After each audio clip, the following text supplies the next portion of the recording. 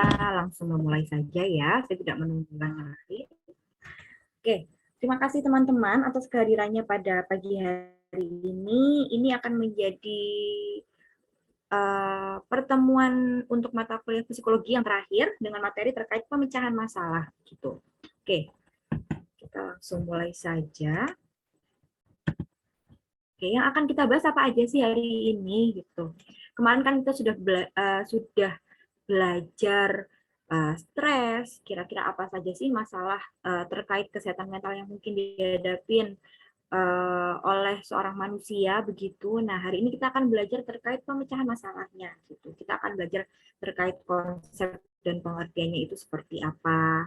Lalu ada tahapan atau siklus untuk melakukan penyelesaian masalah. Juga ada tipe-tipe masalah dan juga ada tipe heuristik. Jadi kalau mungkin baru pertama kali dengar ya tipe heuristik ini adalah makanya saya sandingkan di sini karena ada tipe masalah, ada tipe heuristik. Tipe heuristik ini adalah mencari jawaban begitu. Nah, di sini berarti konteksnya adalah mencari jawaban atas masalah yang terjadi. Nah, lalu kita juga akan bahas nih kira-kira dalam proses menyelesaikan suatu masalah itu ada penghambatnya apa aja sih? Itu yang akan kita bahas pada pagi hari ini. Nah, pertama, sebelum kita masuk ke penyelesaian masalahnya, jadi masalah itu apa sih sebenarnya gitu ya? Masalah ini sesuatu kita anggap masalah antara harapan dan kenyataan yang sekarang begitu ya, atau sekarang kalau bahasa kerennya ada expectation versus realita begitu ya, ada ekspektasi versus realita begitu ya, harapannya apa tapi kenyataannya bagaimana gitu. Nah, masalah ini sering muncul ketika terjadi hambatan antara situasi atau kondisi saat ini dengan goals atau tujuan dan belum jelas bagaimana mengatasi masalah tersebut gitu. Jadi misalkan teman-teman nih punya goals adalah turun berat badannya di sebelum libur semesteran begitu ya gitu. Dengan goals seperti itu ternyata sudah mendekati nih habis ini kita libur semesteran gitu ya, tapi ternyata berat badan tidak kunjung turun gitu, atau turun cuma 100 gram, 200 gram gitu. Terus selalu bingung bagaimana menurut kalian ini bisa menjadi sebuah masalah gitu. Buat orang lain yang tidak punya goal untuk menurunkan berat badan ya nggak masalah, tidak ada goals apa-apa gitu. Jadi dia bukan dianggap sebuah hambatan, berat badannya stagnan atau naik itu tidak menjadi masalah. Oke.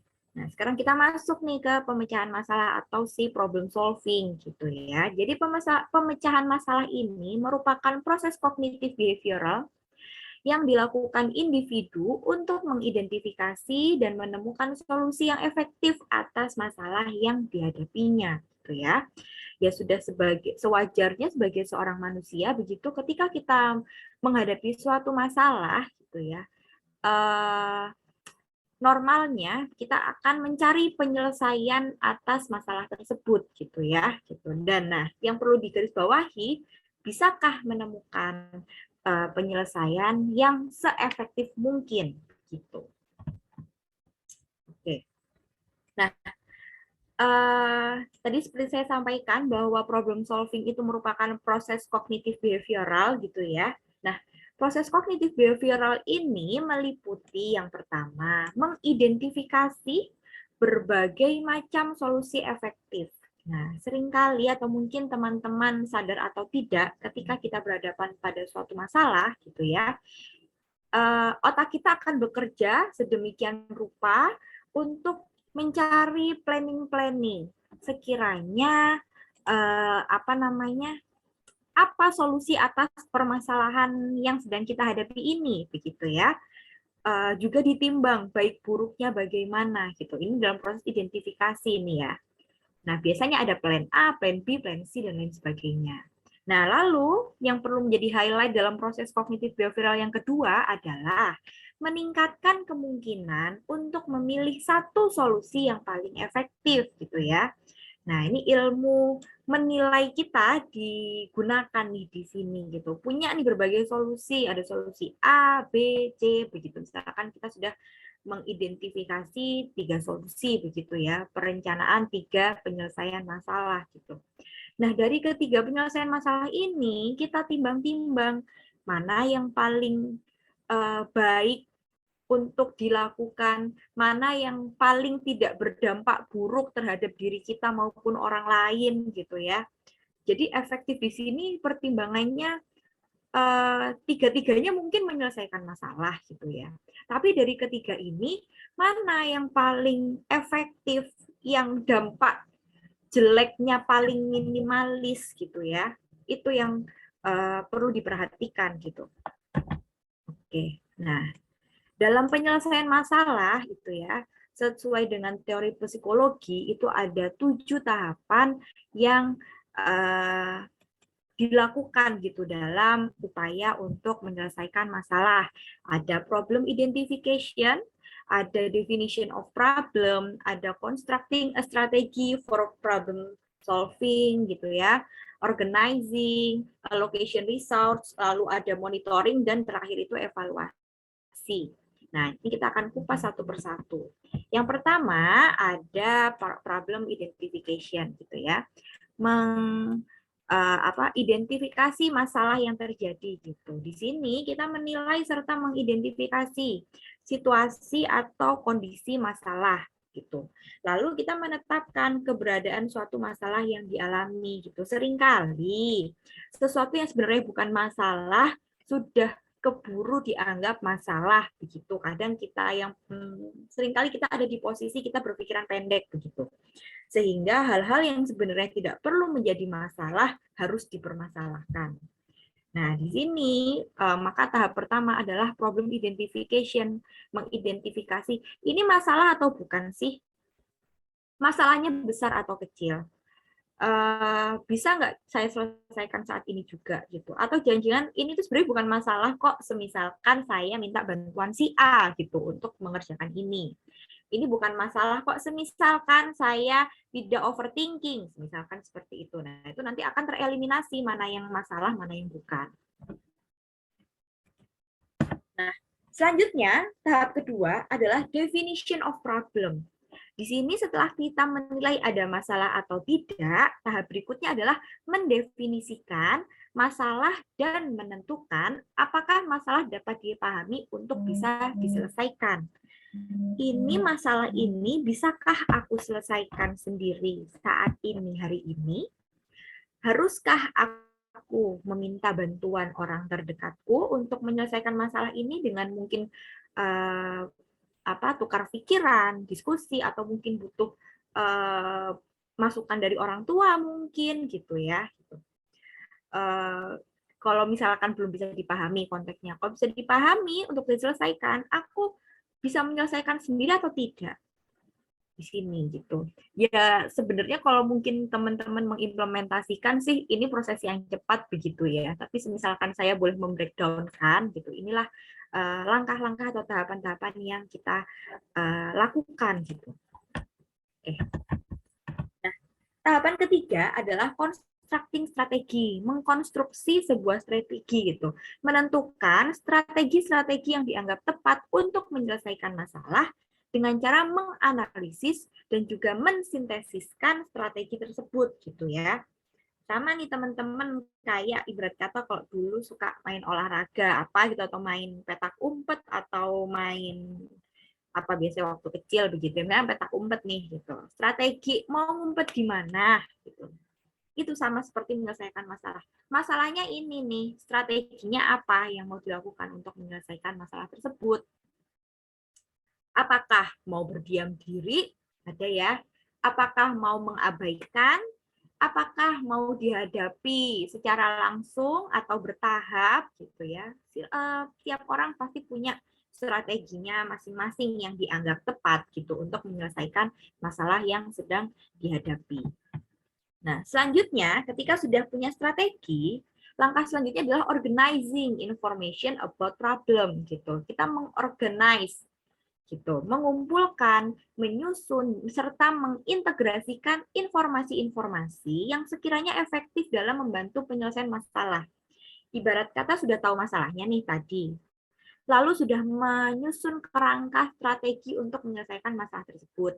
Misal masalahnya adalah handphone atau laptop kalian ini rusak gitu ya. Itu sebuah masalah karena akhirnya tidak bisa bekerja di usaha ini. Di sisi lain kalian tidak punya uang atau tabungan yang cukup untuk membeli atau membenahi laptop atau HP kalian gitu ya. Nah, maka menyusun strategi. Nih strateginya apa? Apakah mau ambil kerja part-time?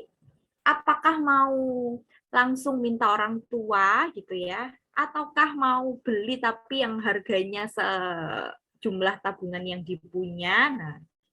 Nah ini di sini information organizing information about problem. Ini kalau aku beli uangnya cukup atau tidak? Kalau aku nunggu nabung dengan sikon sekarang lagi kuliah habis gini UAS gitu, memungkinkan nggak ya Mas Ian pakai handphone misalkan untuk Zoom-nya begitu. Nah, gathering, mengumpulkan, disusun, diintegrasikan gitu. Dalam membantu penyelesaian masalah, misalkan uang saya hanya 1 juta, ada nggak ya handphone harga 1 jutaan gitu. Atau terus kalau misalkan kurang, kira-kira kalau saya minta atau saya minta bantuan orang tua saya, mereka mau nggak ya? Atau jangan malah marah gitu karena saya merusakkan HP atau laptop seperti itu. Oke, nah selanjutnya allocation of resource, menentukan dan memperhitungkan berbagai bentuk sumber daya yang dapat digunakan untuk membantu penyelesaian masalah.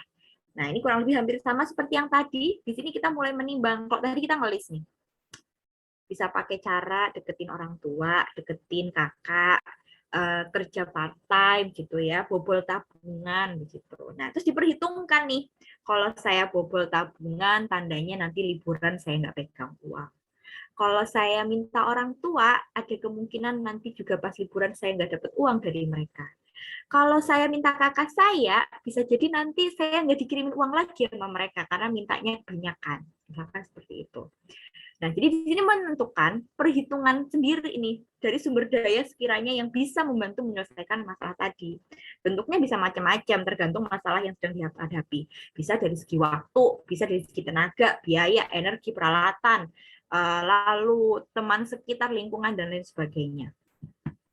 Oke, nah setelah tadi kita sudah menentukan, menilai, menimbang-nimbang terkait solusi ya yang telah kita ini gitu, lalu kan kita pilih kan apa namanya di sini monitoring problem solving. Setelah tadi kita pilih nih tentukan satu. Oke, saya akan jalan tengahnya adalah saya pinjam uang ke kakak saya dulu deh, gitu. Tapi nanti akan saya kembalikan secara bertahap karena saya butuh gadgetnya saat ini juga. Kalau aku nggak punya gadget, aku tidak bisa mengikuti perkuliahan atau UAS dengan baik. Gitu.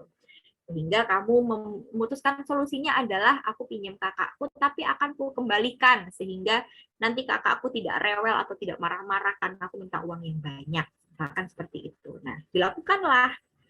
Nah, setelah kita menentukan solusi yang akan kita lakukan, selanjutnya ada monitoring problem solving. Di sini kita menentukan dan memperhitungkan berbagai bentuk sumber daya yang dapat digunakan untuk membantu. Sorry.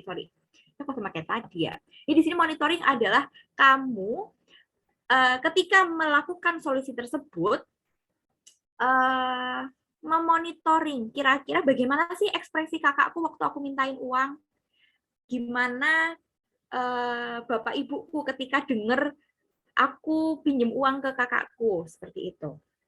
Apakah mereka biasa-biasa aja? Apakah mereka terlihat marah?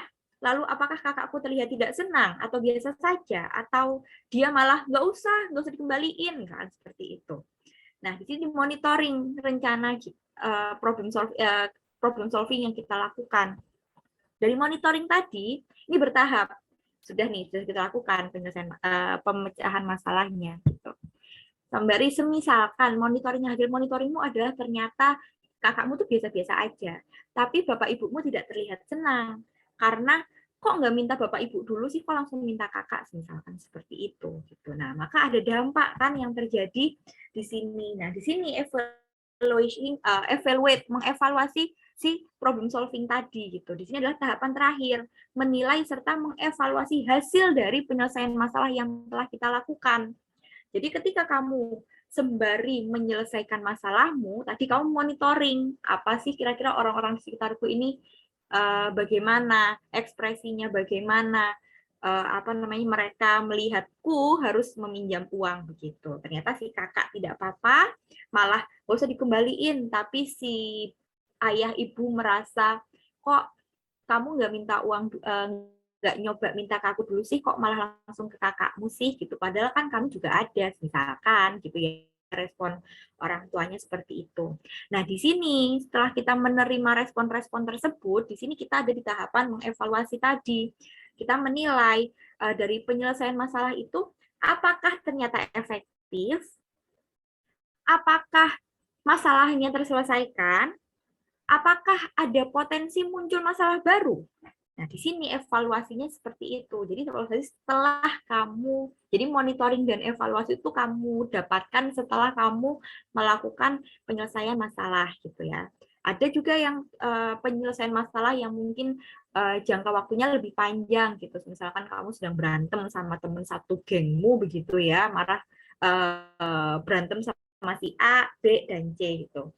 Ketika kamu menyelesaikan atau menghadapi si A, ternyata responnya oke, gitu, welcome. Tapi si A bilang bahwa yang paling marah adalah si B, begitu.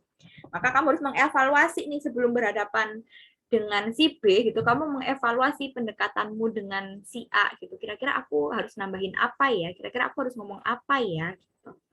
Nah, terus perlu diperhatikan juga di evaluasi ini.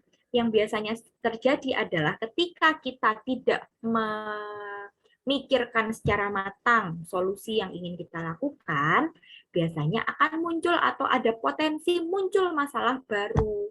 Ini yang sebenarnya tidak diinginkan oleh semua orang. Tidak mau dong tutup lubang gali lubang kan, kalau misalkan menyelesaikan masalah tadi muncul masalah baru gitu. Jadi di sini seninya menyelesaikan masalah adalah mengusahakan untuk tidak menimbulkan masalah baru dalam menyelesaikan masalah yang sedang kita laksanakan. Oke, nah sekarang kita bahas tipe masalahnya. Di sini tipe masalah itu ada dua, ada well structure sama ill structure. Jadi kalau well structure itu masalah memiliki jalur penyelesaian masalah yang jelas, terstruktur, meski bisa jadi masalah tersebut adalah masalah yang sulit banget gitu ya. Bisa di otak kita kalau masalah sulit banget itu apa? Semrawut begitu ya.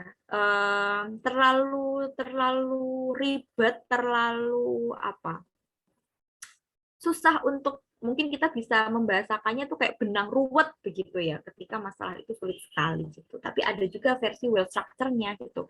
Walaupun terlihat seruwet itu, seribet itu, gitu, tapi jalur penyelesaian masalah itu jelas cetol gitu tanpa kamu harus mikir panjang atau mungkin kelihatan nih masalahnya ini ternyata penyebabnya ini itu kelihatan walaupun terlihatnya masalahnya sulit sekali. Lalu ada ill structure. Di sini adalah masalah mempunyai jalur yang kurang jelas yang menyulitkan seseorang untuk melakukan problem solving. Di sini sudah benangnya tadi semrawut gitu ya di kepala kita itu sudah terlalu berat gitu ya. Tapi tidak jelas apa namanya masalahnya itu tuh jan-jane gitu ya kalau bahasanya orang Jawa, jan-jane iki sing garake pegel ki opo yang bikin aku tuh ngapain si A sih sampai si A tuh marah banget sama aku, perasaan aku nggak ngapa-ngapain, perasaan kita gitu kan.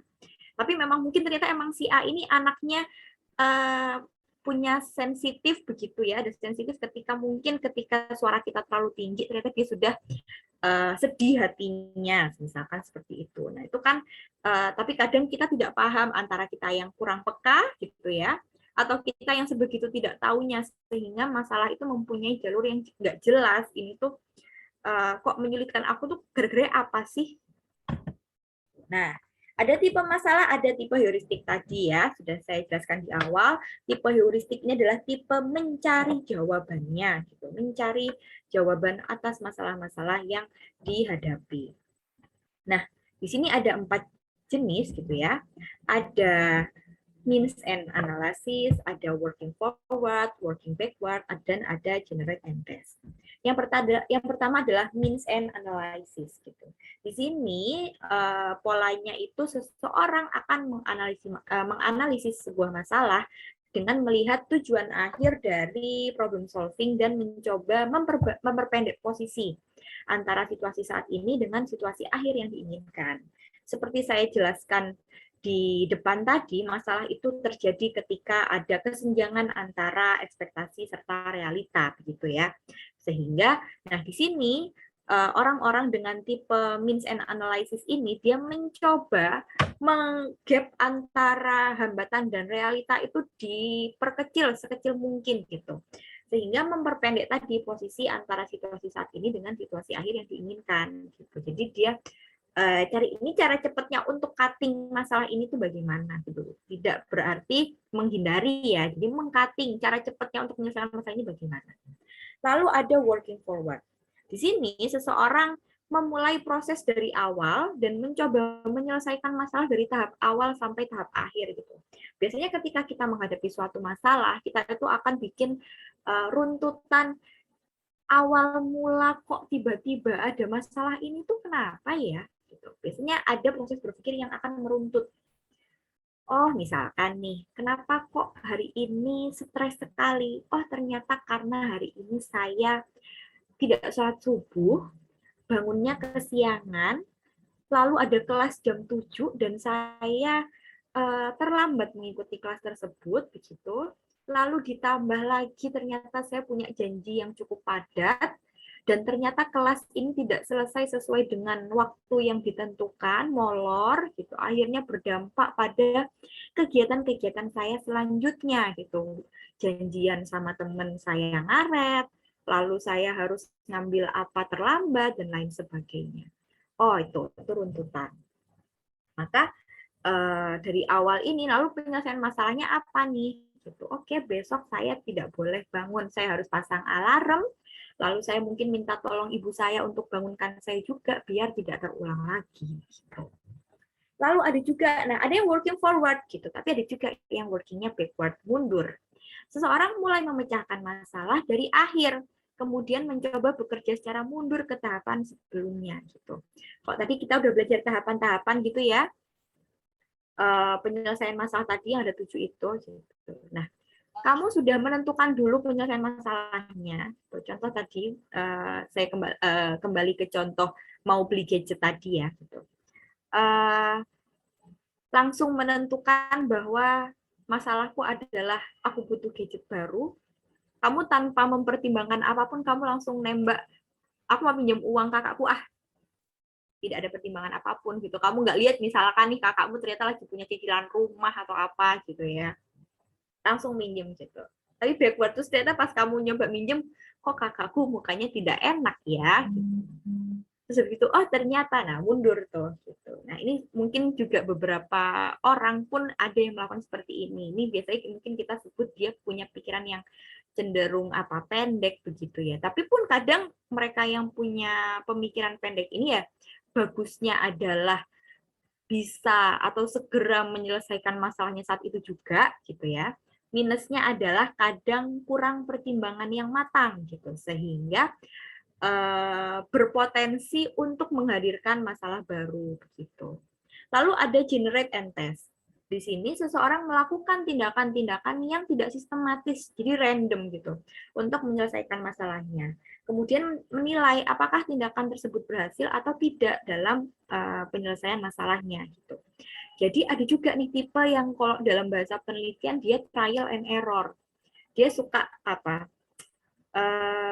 bereksperimen mungkin ya dalam penyelesaian masalahnya gitu. Entah mereka sadar atau tidak. Kadang ada loh orang-orang yang memang dia, aku coba deh kalau dia si A marah, kalau aku diemin balik gimana ya gitu.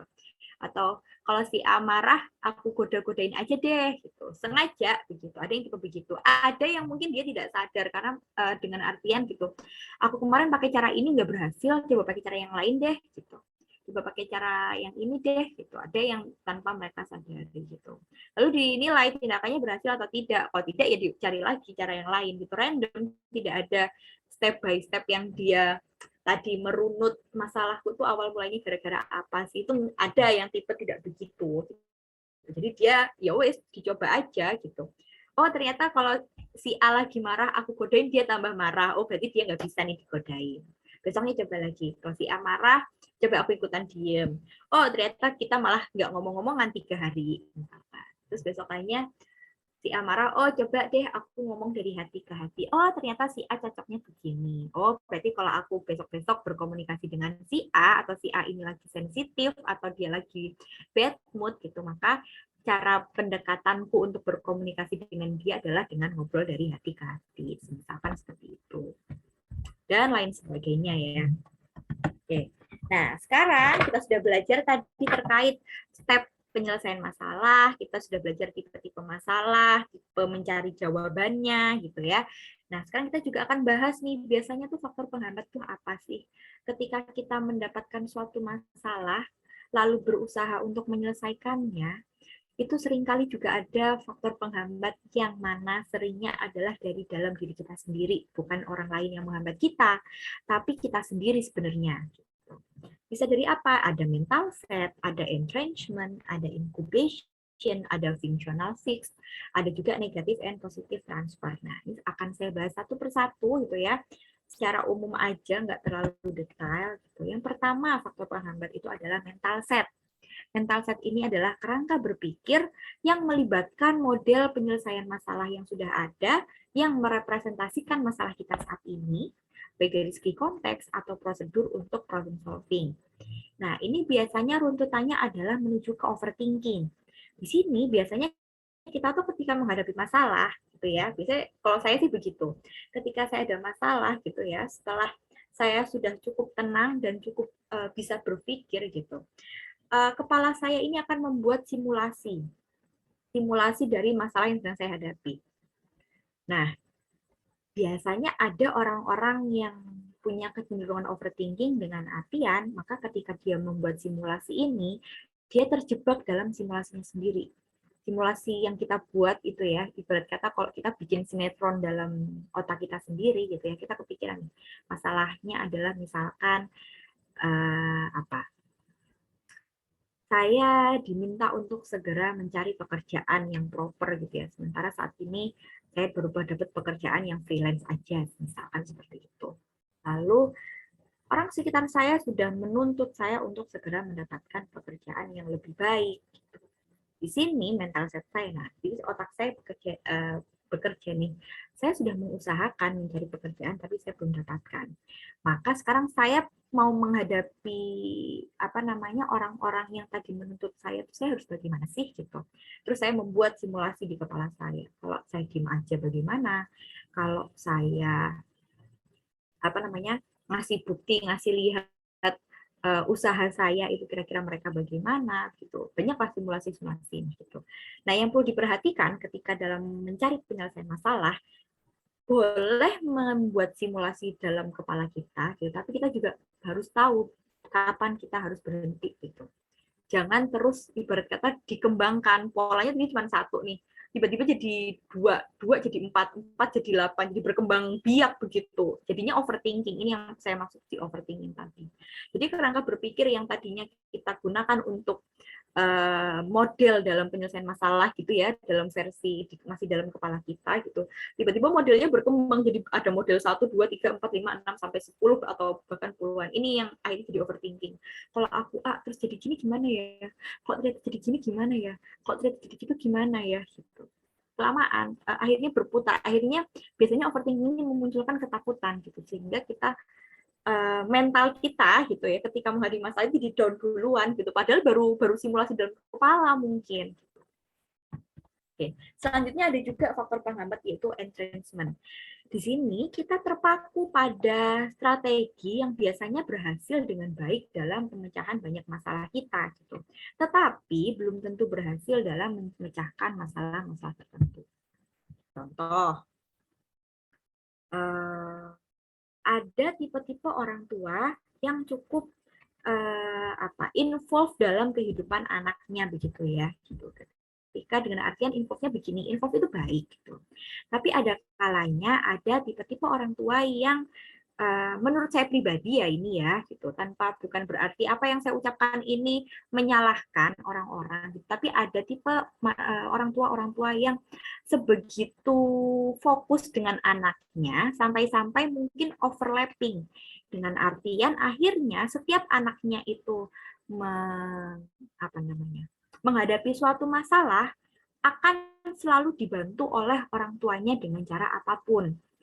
Positifnya, masalahnya cepat selesai. Tapi negatifnya, akhirnya anak ini tidak terbiasa untuk menyelesaikan masalahnya sendiri, gitu ya, karena selalu mendapat bantuan dari entah ibunya, entah ayahnya. Jadi ketika dulu mungkin ada masalah di sekolah, gitu, ada kebiasaan pokoknya selalu bapak ibunya ini turun tangan membantu anaknya menyelesaikan masalah tersebut, gitu. Biasanya dampak jangka panjangnya adalah si anak sampai dia dewasa terbiasa ketika ada masalah akan selalu minta bantuan orang tuanya gitu, karena merasa ya dari dulu kalau aku ada masalah selalu yang nyelesain orang tuaku, sehingga terus ini maka terpaku pada strategi tadi. Strateginya ya karena tadi dia tidak biasa menyelesaikan masalah, strategi menurut dia strategi penyelesaian masalah adalah ngomong aja sama bapak ibu pasti selesai masalahnya. Ya itu cara, ya semua punya plus minusnya ya pada akhirnya begitu. Nah, tapi seringkali yang perlu dipahami, semakin beranjak dewasa, beberapa masalah itu tidak serta-merta bisa selesai dengan campur tangan orang tua begitu. Mungkin dulu tuh kalau kalian masih sekolah gitu ya, masih SD, SMP, SMA gitu, orang tua datang ke sekolah gitu ya, lalu diskusi dengan wali kelas kita mungkin atau kepala sekolah sehingga mungkin udah masalah kita beres gitu. Tapi semakin kita dewasa, semakin kita sadari bahwa nggak bisa begitu proses penyelesaian masalah gitu. Contoh nih, berantem sama temen karena perkara tugas gitu. Terus kamu mau minta orang tuamu gitu untuk ngunen-nguneni temenmu misalkan gitu, kan pasti makin dewasa juga kalian akan berpikir masa gitu, tapi ya ada aja sih yang begitu. Ya, banyak hal yang ketika akhirnya tidak terpaku pada strategi tadi, strateginya minta bantuan orang tua terus, padahal nggak mungkin loh sampai sampai kamu tua itu begitu konsepnya gitu. Harus punya survival kit lah menurut saya gitu dalam upaya-upaya penyelesaian masalah gitu. Jangan terpaku gitu. Ibarat kata masalah dalam hidup itu sudah menjadi seni begitu.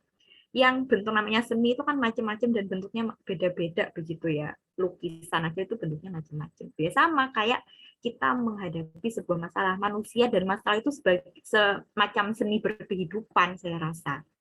Jadi jangan terpaku pada satu hal saja. Jadi jangan dianggap kalau masalah apapun terselesaikan dengan satu cara, itu tidak itu. Karena itu juga yang mendewasakan kita gitu ya. Proses berpikir kita tuh berkembang sedemikian rupa dari adanya masalah-masalah. Oke. Lalu yang ketiga adalah faktor penghambatnya functional fixedness. Di sini dimaknai sebagai ketidakmampuan seorang individu untuk melihat sesuatu yang diketahui memiliki kegunaan tertentu dalam usaha problem solving-nya. Juga dapat digunakan untuk mengatasi masalah atau mencapai tujuan-tujuan lain gitu. Jadi dia tidak mampu nih. Tadi kan dalam salah satu tahapan di penyelesaian masalah itu kan kita mengalokasikan, membuat strategi begitu ya gitu. Lah gimana mau buat strategi, gimana mau mengalokasikan sumber daya kalau bahkan kita tidak tahu, kita tidak punya kemampuan untuk melihat bahwa sumber-sumber di sekitar kita itu bisa menjadi bahan untuk menyelesaikan masalah. Nah, ini lagi seni lagi saya rasa gitu. Jadi mungkin pesan saya buat teman-teman sekalian, ketika menghadapi suatu masalah, menurut saya merupakan suatu salah besar apabila kamu abaikan. Gitu.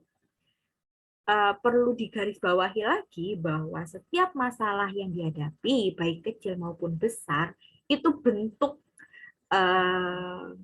kalau bahasanya di agama kita bisa nyebut itu cobaan, ujian gitu ya. Gitu. Sama, masalah itu sama dengan ujian. Masalah sama dengan pendewasaan. Masalah sama dengan naik kelas begitu. Jadi pesan saya untuk teman-teman semua gitu ya. Di sini proses berpikir kita proses merasa kita itu diasah. Semua itu butuh proses ya, gitu. Tidak serta-merta saya ada di sini menjadi dosen pada pagi hari ini, tidak serta-merta saya hanya cuman dengan ilmu sekolah aja gitu tuh, tidak gitu. Banyak hal yang perlu diasah, tidak hanya perkara kemampuan belajar dan berpikir begitu ya, tapi kemampuan merasa, kemampuan kepekaanmu terhadap sekitarmu itu tuh perlu diasah juga gitu. Entah masalah yang dihadapi nanti apa ya. Tapi setiap masalah yang ada itu punya ilmu seninya masing-masing. Seni mengasah apa nih? Apakah mengasah kesabaran kita? Apakah akan mengasah kepekaan kita, keikhlasan kita? Nah, sehingga ketika ada makanya saya bahas faktor penghambat ini, seringkali hambatan-hambatan itu dari dalam diri kita gitu, bukan orang lain yang menghambat gitu, tapi diri kita sendiri sebenarnya. Di sini, maka ketidakmampuan harapannya functional fitness ini bisa kita hindari gitu. Kita bisa meraba-raba, aku nih punya apa ya untuk menyelesaikan masalahku gitu. Nah, selanjutnya ada positif and negative transfer. Nah, transfer tuh kalau kalian mungkin ingatnya positif transfer itu duit ya gitu. Nah, di sini ya kurang lebih sama, intinya adalah memindahkan gitu. Nah, kalau ngomongin transfer di bank itu ya memindahkan uang begitu ya. Kalau di sini adalah memindahkan pengetahuan atau keterampilan kita. Jadi kita membawa pengetahuan atau keterampilan yang sudah kita miliki dari suatu situasi masalah yang pernah kita hadapi ke masalah yang baru kita hadapi gitu. Experience-nya dulu aku pernah punya masalah sama kakakku misalkan. Dulu aku suka berantem sama kakakku. Experience-nya adalah sampai sekarang kita sudah bisa membaik itu adalah ini gitu. Nah, di sini kita bawa nih experience ke masalah yang sekarang. Sekarang aku berantem sama temanku, bukan sama kakakku lagi gitu. Punya experience apa kamu kemarin ketika menghadapi permasalahan dengan kakakmu atau adikmu? Nah, transfer ini ada dua, ada negatif dan juga positif. Negatif ini terjadi ketika solusi masalah yang sebelumnya itu malah menimbulkan masalah yang lebih berat. Sedangkan kalau positif terjadi ketika solusi masalah yang sebelumnya itu memudahkan penyelesaian masalah yang baru gitu. Jadi ya pada akhirnya penyelesaian masalah itu juga bisa saya katakan ya bentuk trial dan error gitu. Saya merasa ya, ini pandangan pribadi saya ya, bahwa hidup itu tuh kita kayak melakukan sebuah penelitian ke diri kita sendiri. Ketika aku dihadapkan di posisi yang ini, kira-kira aku akan melakukan apa ya gitu. Jadi saya beranggapan bahwa setiap ujian atau masalah yang saya hadapi itu bentuk penelitian yang harus saya lakukan gitu. Saya akan menjadi apa saya tidak tahu gitu. Tapi yang saya tahu, yang jelas saya tahu adalah ini akan mengasah kemampuan saya, entah soft skill, entah hard skill begitu. Nah, di sini contoh transfer tadi misalkan nih, experience saya dalam dulu berantem sama kakak adik saya gitu ya. Saya coba terapkan ketika saya berantem sama teman saya. Ternyata misalkan nih, bentuk penyelesaian masalah saya atau experience saya dulu ketika saya berantem sama kakak adik saya adalah saya beliin jajan beres gitu ya. Kita udah hai lagi gitu. Nah, ternyata saya coba nih ke teman saya ketika saya berantem sama teman saya coba beliin jajan gitu. Berhasil nggak ya? Gitu. Nah, akan menjadi positif transfer. Kalau ternyata, oh sama, ternyata ketika saya mengucapkan maaf lewat makanan, itu ternyata berhasil juga nih di teman saya. Maka itu salah satu contoh positif transfer gitu ya. Akan menjadi negatif transfer gitu. Kalau malah teman saya tersinggung gitu ketika saya beliin makan. Ini udah tau aku marah, malah suruh makan, nggak tahu apa aku lagi diet. Misalkan begitu. Jadi negatif transfer nih. Mencoba membawa keterampilan kita yang sudah pernah kita lakukan, kita implementasikan ke masalah yang baru tidak berhasil. Nah, itu negatif dan positif transfer. Sorry. Nah, yang terakhir, faktor penghambat adalah incubation gitu ya. Inkubasi bahasa Indonesianya. Di sini punya kecenderungan mengesampingkan masalah untuk sementara waktu atau bahkan berlarut-larut sampai bahkan lupa begitu ya. Kemudian tidak memikirkan lagi. Nah, saking sudah didiamkannya, dikesampingkannya, itu sangat mungkin sekali dan sering kali terjadi loh gitu. Bentuk merasa ini adalah cara instan dalam penyelesaian masalah. Ini bahkan belum sampai menyelesaikan, ini menghindari masalah sebenarnya. Jadi ini berkaitan dengan mengambil jeda lalu atau bahkan menunda-nunda pemecahan masalahnya. Misal tadi saya pakai contoh yang sama ya, tetap berantem sama teman gitu. Ntar aja lah orang nggak ketemu ini, kalau selama ini ketemunya juga online di Zoom gitu, ya udah tinggal nggak usah zoom-zooman aja sama dia. Terus menurut kamu itu sudah selesai. Tapi nanti kalau tiba-tiba ternyata semester depan kita sudah kuliahnya offline begitu ya, itu jadi langsung kepikiran lagi, waduh aku masih berantem nih sama si A. Atau bahkan malah lupa, akhirnya malah berlarut-larut memutus silaturahmi. Kan? Nah, ini yang perlu saya tekankan lagi sama teman-teman semua. Please jangan sekali-kali mencoba menghindari masalah gitu ya. Mungkin masalah teman-teman yang kalau saya boleh kasih kisi-kisi nih ya ke teman-teman semua, masih semester 1 gitu ya. Ke depan mungkin akan ada masalah terkait komunikasi. Kenapa komunikasi? Mungkin nanti teman-teman tuh akan sering dapat tugas kelompok. Tugas kelompok yang mana pasti akan ada 1-2 orang yang entah slow respon, entah mungkin di rumahnya sinyalnya jelek jadi nggak dapet, atau sudah dikasih deadline tugas tapi tidak mengumpulkan gitu. Harapannya sih semoga tidak ada.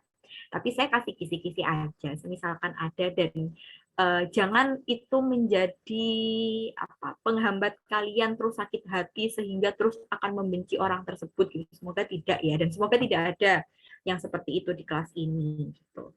Atau mungkin nanti semakin beranjak semesternya semakin nambah gitu ya, tugas itu semakin nambah, akan ketemu berbagai macam dosen gitu ya.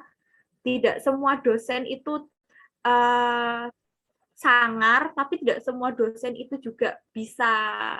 Kalau saya mengasumsikan diri saya ini kadang masih terlalu anak-anak buat ukuran teman-teman dosen. Cuman saya tidak mengapa, saya lebih senang memposisikan saya dan kalian ini sebagai teman begitu. Tapi kan ya, mungkin karena ada beberapa gap usia mungkin gitu ya, akan ada dosen-dosen yang kok slow respon sih, kok nggak balas-balas chat sih gitu ya gitu. Atau mungkin juga dari ini titipan saya untuk teman-teman, kalau suatu ketika kalian ada masalah, entah masalah apapun yang itu punya dampak sama urusan akademik gitu ya, harapan saya kalian tidak menghilang gitu. Kalau ada masalah butuh solusi gitu ya, dari teman nggak dapat, dari keluarga nggak dapat, ada tuh kemarin waktu awal-awal kuliah dapat ya dosen wali. Nah, salah satu fungsinya dosen wali di situ Mbak Mas gitu ya. Ketika kalian ada masalah yang sebegitu tidak bisa menyelesaikan, tidak tahu caranya gitu ya, sampai sama temen nggak mempan gitu, nggak dapat solusi, ke keluarga nggak dapat solusi gitu, mungkin bisa jadi jembatan nih kami ini. Harapannya tidak ada yang hilang-hilang gitu ya. Tugas kuliah itu banyak, drama-drama kehidupan di kuliah itu juga ada aja gitu ya.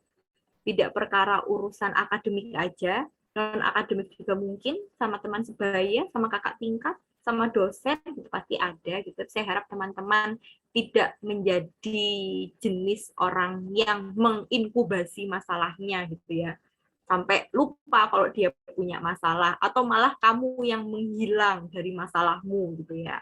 Harapan saya tidak ada yang seperti itu. Pun yang perlu digarisbawahi gitu ya, salah satu konteksnya dalam penyelesaian masalah itu kalau secara agama gitu ya, tanpa saya mendiskreditkan psikolog ya, salah satu bentuk benteng diri adalah dari ibadah gitu ya. Harapan saya untuk teman-teman, ketika kalian dalam kondisi sesusah apapun, masalahnya kecil atau sebesar apapun itu, gitu, semoga tidak mengurangi porsi ibadahnya atau bahkan tidak meninggalkan ibadah, dan jangan lupa doanya. Gitu. Ini perasaan saya pribadi ya teman-teman. Gitu. Ketika saya ada di suatu kondisi yang berat, begitu menurut saya ujian ini terlalu berat gitu. satu yang saya pahami adalah saya masih dikasih kesempatan dan masih punya waktu dan bisa untuk beribadah. Satu. Dan berdoa.